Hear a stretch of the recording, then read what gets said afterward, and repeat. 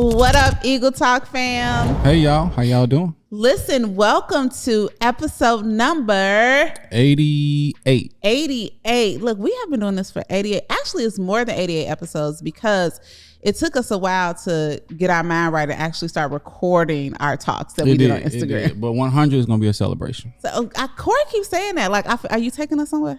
Yeah. Okay, we gonna see. Can I come? Yeah, you invited.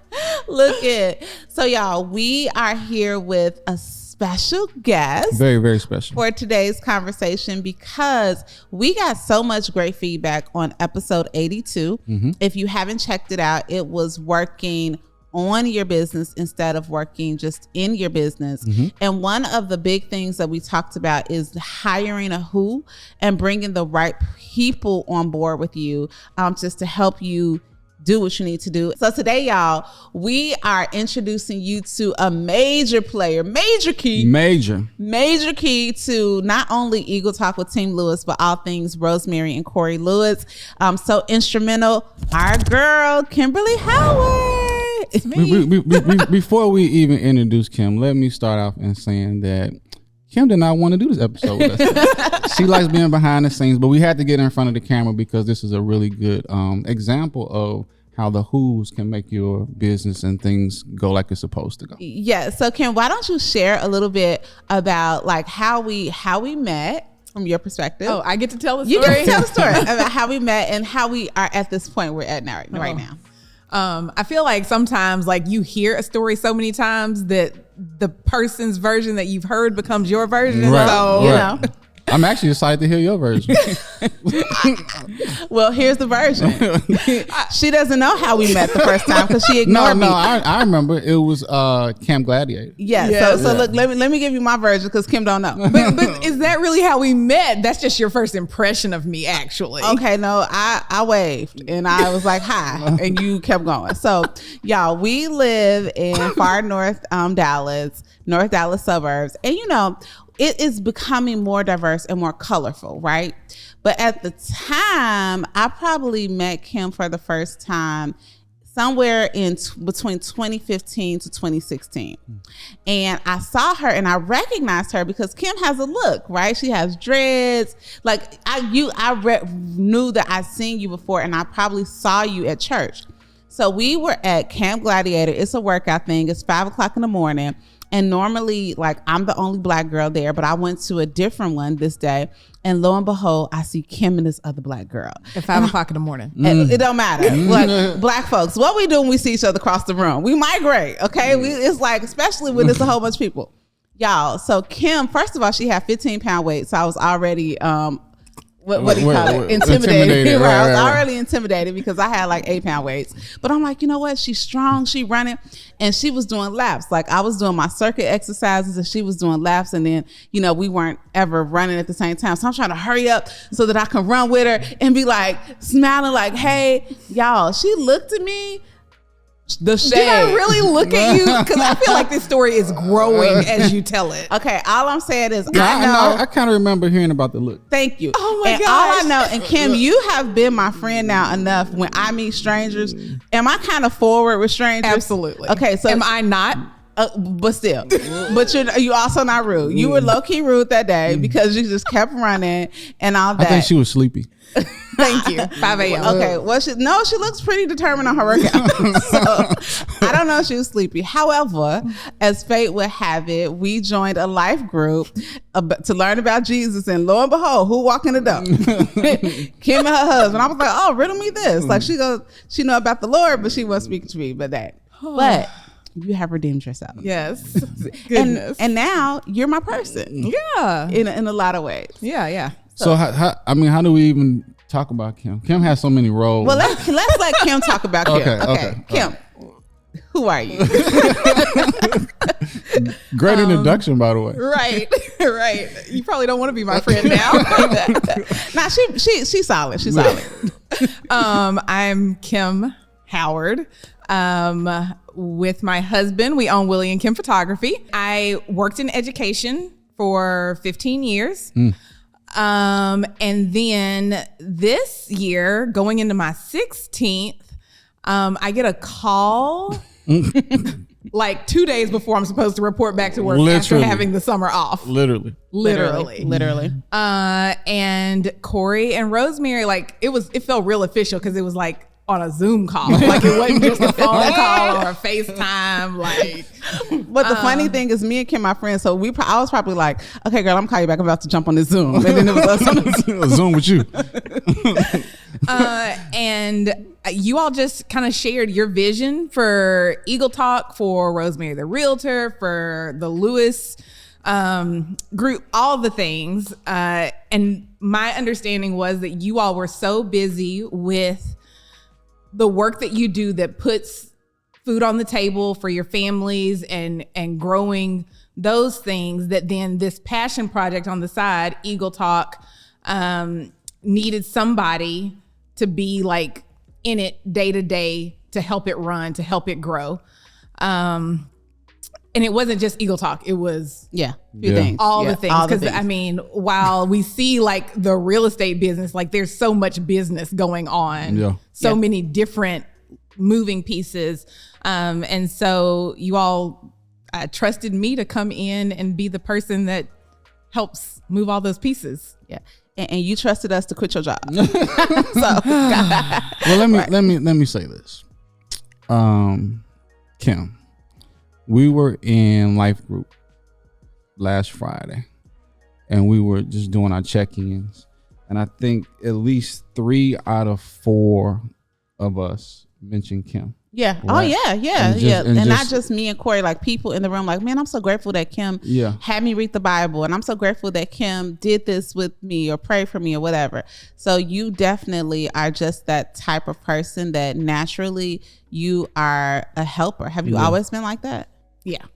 I would say like when it comes to like giftings, helping would be one of them. It shows. It shows, and we're grateful. And I don't know why I just thought of that, but it was just interesting hearing you go from teaching to working with us.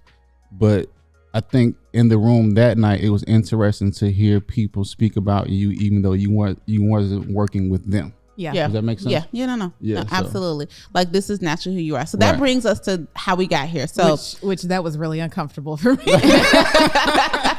Because you just want to help her. Like she want to be in the background right now. She's like, well, I'm good. But no, so y'all know that we have encouraged you all to read the book Who Not How. Mm-hmm.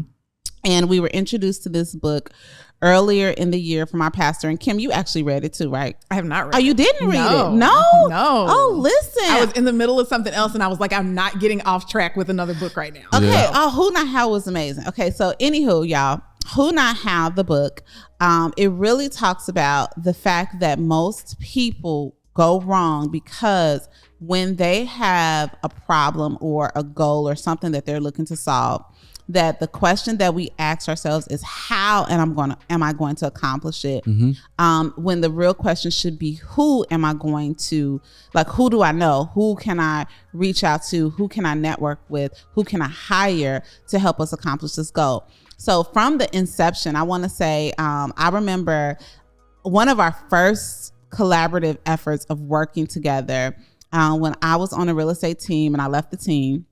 I was like, I really want to start doing YouTube. And me and you are just friends, right? And we're just on the phone talking about like, I really want to start doing YouTube. And you just applied for a job. Do you remember that conversation? Yes, because I was going from teaching math and I wanted to get into a job teaching an elective, and it happened to be broadcast, video production, animation, like all these things that I felt confident like I could self-teach myself.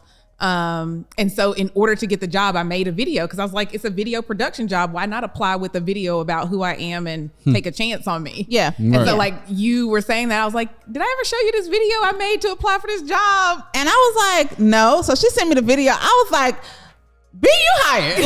Like girl, like I was like, listen. So from then we started. Nobody know. I don't know how to be on YouTube. You really didn't know anything about it, but we started YouTube and we made the consistent effort. Like, okay, we're going to do this every week, and we're doing with YouTube. Then from you working with me with YouTube, that opened up to you doing videography in the business with your husband, right?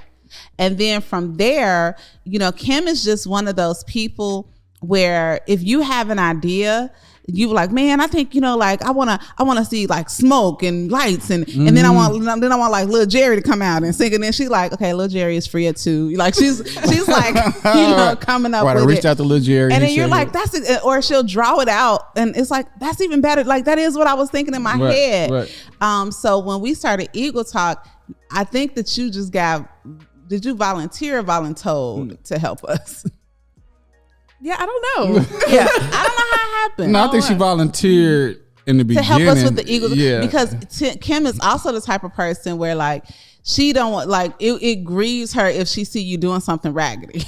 This is true. Yeah, this is very true. So we were starting Eagle Talk Live, the first live event, and then you just helped in with that. And then from there, you all know how it's like, what the missing piece of the puzzle is, but then there's fear around it, and there's fear for a few reasons. You want to share some of the reasons why we were fearful to start? Oh gosh. Well, from your perspective, why were you fearful? And I'll say ours. I will say one of the main things is that I consider you all very good friends, and I did not want work to ever get in the way of that. So I think that was one of my biggest hesitations, was I don't want the relationship to be jeopardized because of work. Yeah. Also that, I just raised to work a job for ever, feels like. Yeah. And you retire and you collect a retirement check. And so to go from a job that I was not unhappy with, that I was very comfortable with, confident with, to going to something that's really unknown. Like I like structure. I like to know. I like to plan. So to go to this without having that security felt very scary. Very vulnerable. Let me back up a little bit because so if you guys remember, we had Kim's husband on the podcast, episode 40, where Willie was working at FedEx doing photography part-time. And we had multiple conversations about him get into photography full-time.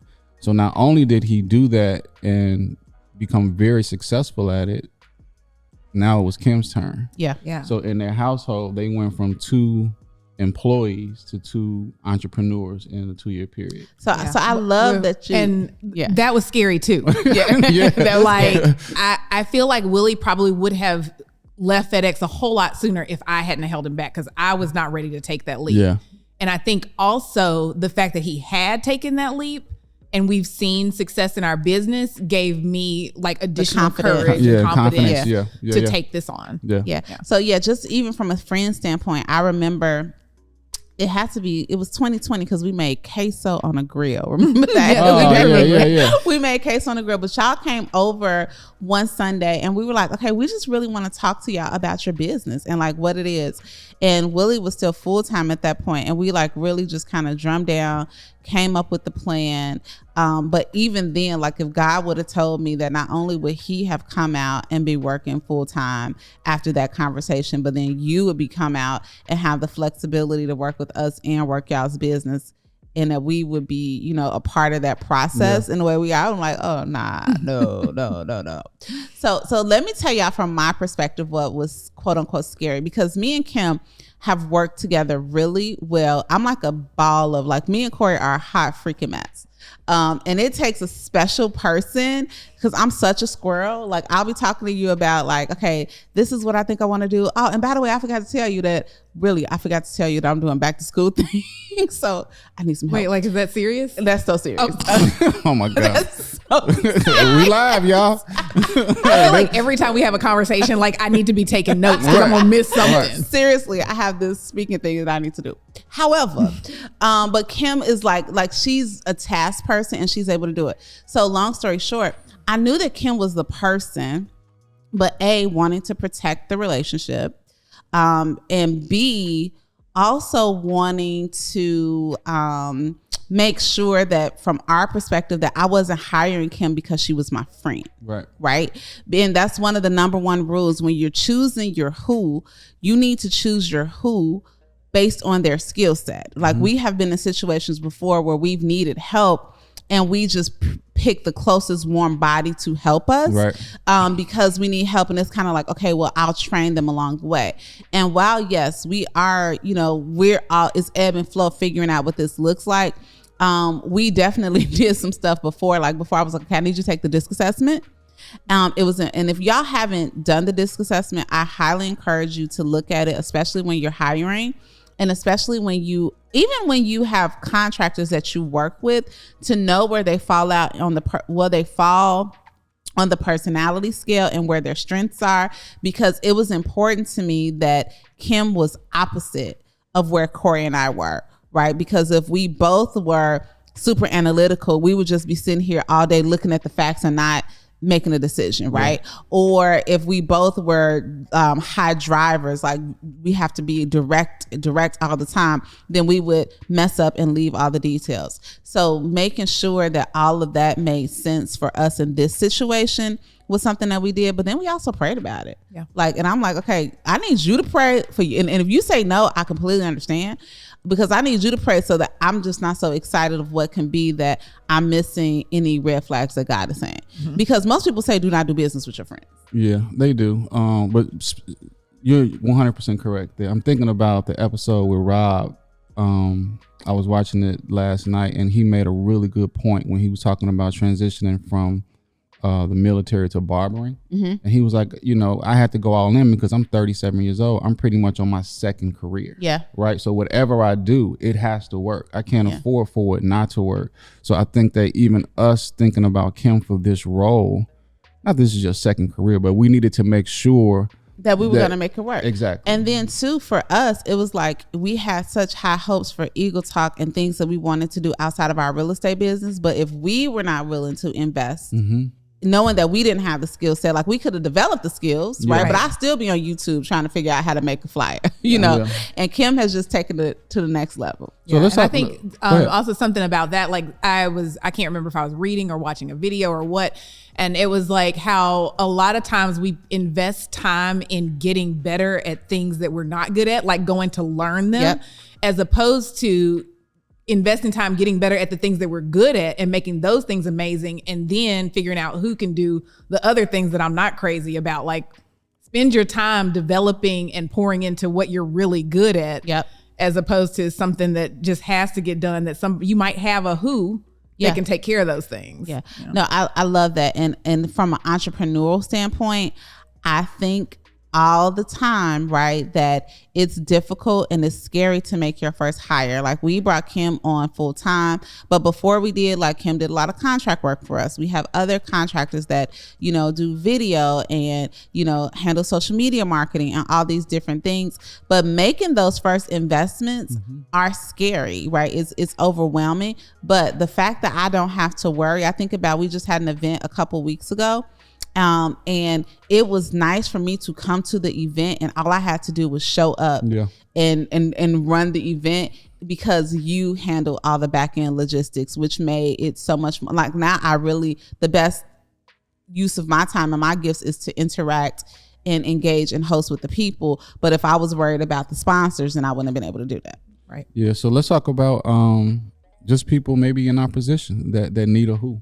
Yeah. Right. How do you identify who that who may be, and B, how do you identify things that maybe need to free you up on a daily basis? What would you say? Kim, what would you say to that? I'm just curious on how you answer that, because you have been that who. So if you were in position, because eventually we're going to have to bring on other who's to help you. Right. I already got one. Okay. Well, I don't have a person, but I have the role. Okay. So what would you say? Like, what do people have to think about? I think if you think about your business and the day-to-day, what do you love and what do you not love? Yeah. Or not necessarily hate. Yeah. But like there are things in our business that light us up, that we get excited about doing. And then there are things in our business that we're just like, I don't want to do another email. Yes. Yeah. I don't. But you're so good. You're so good at but even thinking about in my business, Willie and Kim, I do a lot of the back end things in our photography businesses too. And there are things that I'm like, okay, eventually we want to hire somebody for this. Yeah. Because the way that I'm going to be the best for my clients or whoever I'm serving is about the things that light me up, the things that get me excited, the things that I'm passionate about, not the tedious.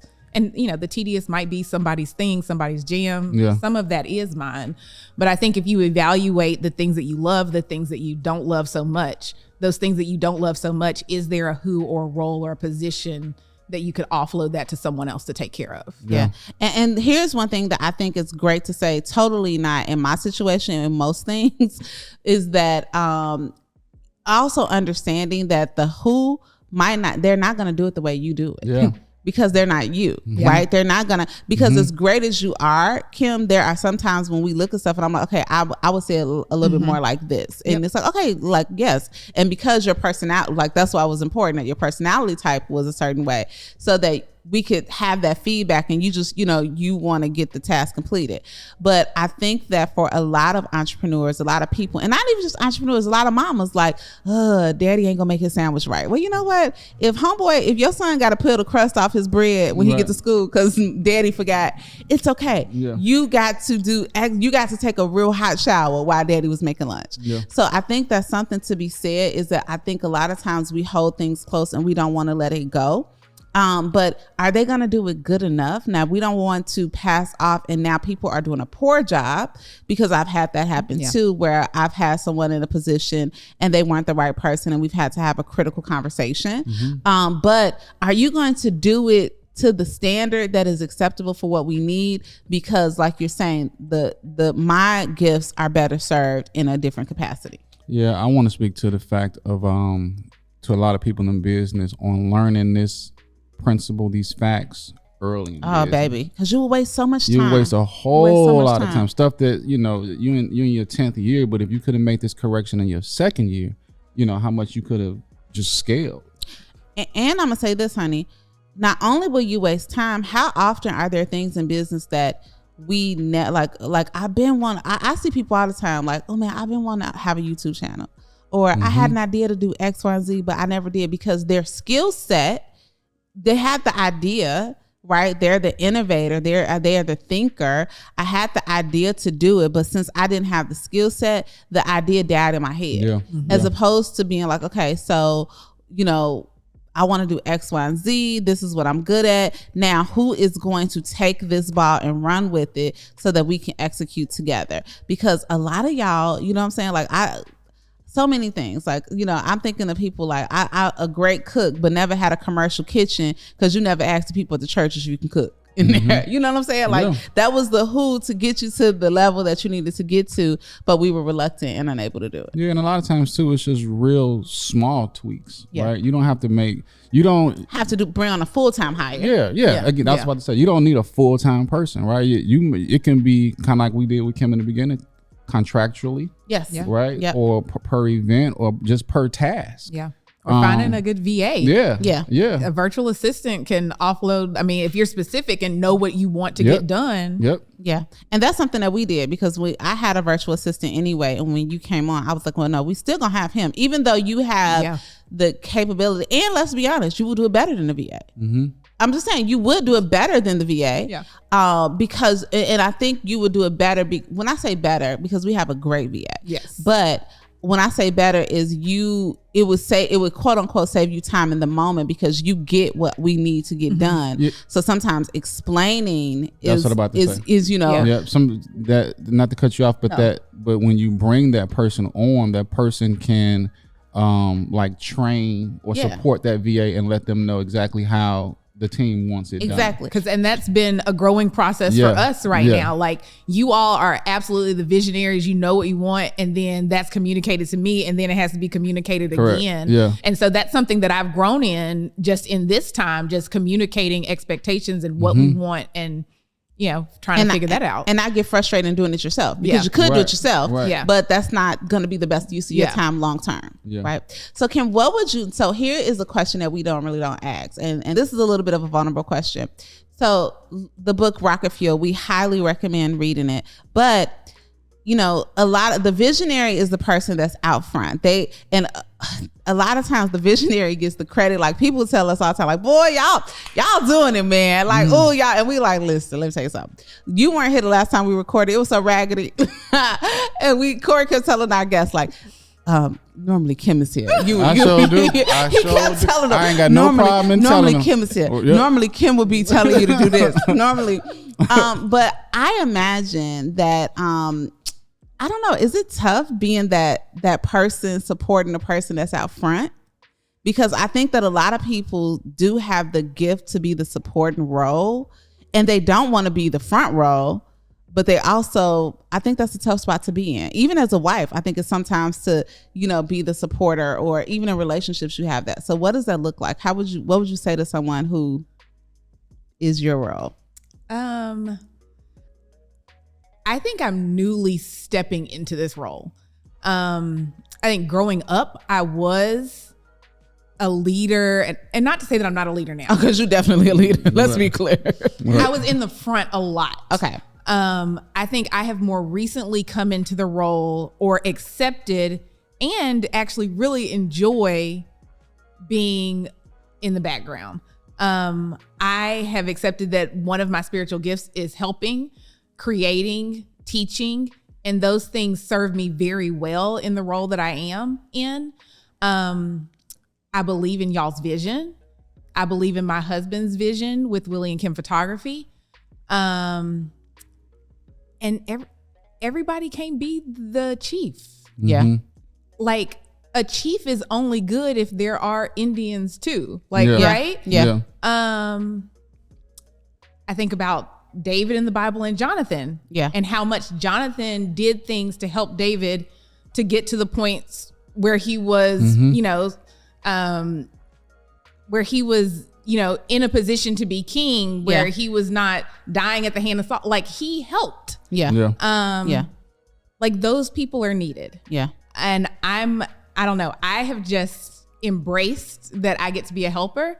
And I like being a helper. I know that I am serving in my gifting by helping others. Yeah. Yeah. No, I love that. And I also think that they're, as your friend too, even though I will never call myself your boss as the visionary. I love to hear you say that. And I know that there are seasons for everything, right? And I hope you be the CEO of this company one day, right? But I even think about myself, like, even though I am a very extroverted, outgoing person, there's a season where in the capacity where we serve at church, I was the helper and still will stand in to help out one of the leaders in our church. And I love helping her, because I used to think to myself, like, even though, I aspire to do something, I don't want to do what she do, but something similar. I loved helping her because I was like, whatever I can do to ease her load when she's ministering, so that her gifting can go forward, because I believe in, I believe in her gifting and what her gifting is getting. The crossroads is getting other people too. That, girl, I will carry your bags. I will get your lunch. I will do all the stuff that I need to do to help you, because I want your mind to be free. And I want you to know that you have the support and the covering to go out and do the will of God. So I think also just kind of, because you said you would never call me you would never call you my boss. But also from that book, Rocket Fuel, he talked about how a visionary and an integrator, when you put them together, you do have the rocket fuel to propel your business or whatever your vision is. Yeah. So in that way, and because of kind of the relationship we have, I do feel like even though I'm a helper, I'm a partner in this. Yeah. And that we're working together. Like, you all have the vision, you all have the people, you all, where we're going. And I get to come alongside and just kind of propel that to make it move. No, we love that. We love that. We can end on this. My final thoughts on this episode. Thank you for knowing your role, right? Because a lot of people want to be the chief, right? They don't have the mindset of, let me be the supporter or let me be the helper in this movement, right? And then from us to you, I'm thinking about just a message you sent us yesterday. Being able to be at home when Micah was sick, and you not being able to worry about taking, what is it, PTO? What do you call it? Corey never had a job. Corey which kind of days off y'all get? Whatever you call it. So just even hearing a message like that kind of gave me the chills a little bit, because man, we're really helping. So we get to be you're the helper for us, right, and then we get to be the helper for you. In certain situations. So No, love it. Yeah. Well, we are so appreciative. First of all, because she like, I don't even want to be on the podcast. So, Like I just had a big exhale. Right. That's well, funny. look, we appreciate you. And listen, for real, entrepreneur friends, get some help. You will burn yourself out. Yeah. You will run yourself ragged. You might not get it right the first time with the person that you bring on, but really examining, asking yourself the questions. What am I doing in my business that I love? What am I doing in my business that I hate? What am I doing in my business that somebody else could be doing? And what am I doing that I could actually just stop? Because ain't nobody reading your little funky newsletter, no way. Yeah. So Yeah. just figuring out what makes sense so that you can actually propel yourself. And especially in the times that we're going in, you know, in the recession and all the things we talked about last week, you definitely want to make sure that you have the tools, you have the right people in place so that you can thrive in your business. Yeah. And last but not least, from me to you, thank you, Willie. Because Willie could have vetoed this. He could have shut it down. I pity the fool. Yeah, but thank you, Willie, for just, you know, understanding where we were going and allowing Kim to go on this journey with us. Yep. Yay. All right, y'all. See you next week. See y'all. Bye.